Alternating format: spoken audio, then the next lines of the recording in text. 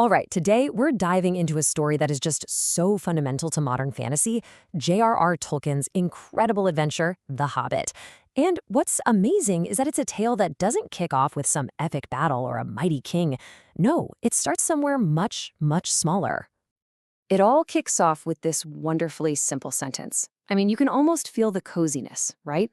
But these words, they do so much more than just set a scene. They are literally the doorway into the incredible world of Middle-earth. This is our invitation to an adventure that, let's be honest, we'll never forget.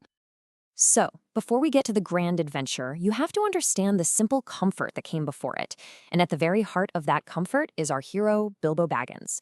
He's just living his best, most predictable life in the peaceful green hills of a place called the Shire. This really tells you everything you need to know about Bilbo. He is absolutely not looking for trouble or excitement or anything that might make him late for dinner. His whole world, his entire universe, revolves around a warm fireplace, a well-stocked pantry, and the simple joy of knowing exactly what's going to happen tomorrow. He is perfectly content. And right here, this is the core conflict of the entire story. On one side, you have everything Bilbo is, and on the other, everything he's asked to become. Think about it. He's a hobbit who loves his armchair being hired for a job that requires facing a fire-breathing dragon. It's the ultimate culture clash, the quiet, orderly Shire versus the wild, dangerous, and completely unpredictable world out there. So how do you convince a hobbit who loves comfort more than anything to just get up and leave his home? Well, as it turns out, the call to adventure doesn't really knock politely. It pretty much just kicks the door in and turns his whole world upside down. Seriously, just picture this. 1 minute, you're getting ready for a quiet supper, and the next, your hobbit hole is packed with a towering wizard named Gandalf and a whole company of loud dwarves, led by the very serious, very noble Thorin Oakenshield. They eat all of his food. They sing these booming songs about lost treasure. Yeah, Bilbo's quiet evening is officially over. And their plan is, well, it's ambitious and incredibly dangerous. Frankly, it's a little bit nuts. They want to travel all the way across Middle-earth to take back their home and their gold from Smaug, who just happens to be one of the most terrifying dragons in existence. And for some reason, they've decided that Bilbo, a hobbit who's never even been on a real hike, is the perfect burglar for the job. And against his better judgment, something inside Bilbo, some tiny spark of adventure, actually agrees.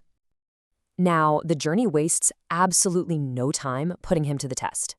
Bilbo is immediately tossed into situations that force him to think on his feet and become someone he never, ever imagined he could be. The cozy hobbit gets left behind pretty fast, and a burglar has to be forged in the wilderness. And the trials just keep on coming. 1 minute, he's outsmarting trolls who are literally planning on eating them for breakfast. The next, he's escaping from hordes of goblins deep inside the Misty Mountains. Each of these challenges, like saving his friends from giant spiders or pulling off a wild escape from an elven dungeon and barrels, it all just chips away at the timid hobbit and starts to reveal this surprisingly resourceful hero underneath. But the moment that really changes everything happens when he's totally and completely alone. While they're escaping the goblins, Bilbo gets knocked out and he wakes up lost in these pitch-black tunnels. And it's there, in the absolute darkness, that his hand just happens to close around something small, cold, and made of metal. This strange question, hissed by the creature Gollum, becomes the key to Bilbo's very survival. He gets roped into this deadly game of riddles, and his final, desperate question, "What's in my pocket?" is what wins him not only his life, but also that mysterious ring he just found. A ring that, as he soon discovers, can make him invisible. So for now, the ring is just a tool. I mean, it's an incredibly useful tool that helps him sneak around and become a much better burglar, but what nobody realizes, not the dwarves, not Gandalf, not even Bilbo himself, is the true, terrifying nature of this ring, and the massive role it's destined to play in the future of all Middle-earth.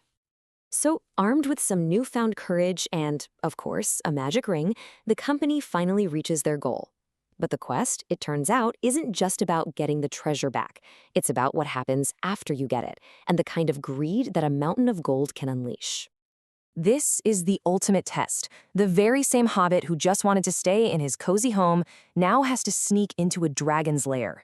With nothing but his wits and his ring, Bilbo goes in and confronts the absolutely terrifying Smaug. all by himself. His transformation from a bystander to a hero is pretty much complete.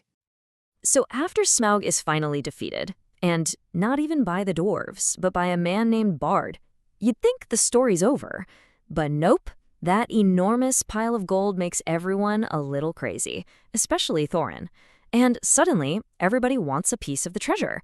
It all explodes into this massive conflict, the battle of 5 armies, pitting dwarves, elves, and men against a common enemy of goblins and wolves.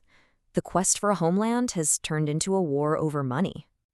And in the middle of all this chaos, Bilbo performs his single most heroic act. He doesn't win a big fight. Instead, he tries to make peace.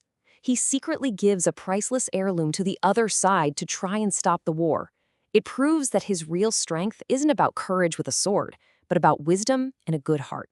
He shows everyone that true heroism is about what you're willing to give up, not what you're willing to fight for. The battle is won, the dust settles, and the quest is finally, truly over. It's time for Bilbo to go home. But the hobbit who returns to the Shire is not the same person who left it. The dwarves got their gold back, sure, but Bilbo found something so much more valuable. He brought back stories, he brought back wisdom, and he brought back a new understanding of himself and the enormous world that exists just beyond his front door. That was the real treasure. I mean, think about it. He started out as a hobbit who would panic at the thought of missing second breakfast, and he ended up a hero who faced down a dragon and tried to stop a war. He discovered that the world was so much bigger, and that he was so much braver than he ever could have imagined. And that, in the end, is the real heart of The Hobbit. It's a story that shows us how even the smallest, most ordinary person can find a courage they never knew they had and change the world in their own small way. Which kind of leaves us with one last big question. What is it that truly makes an ordinary person a hero?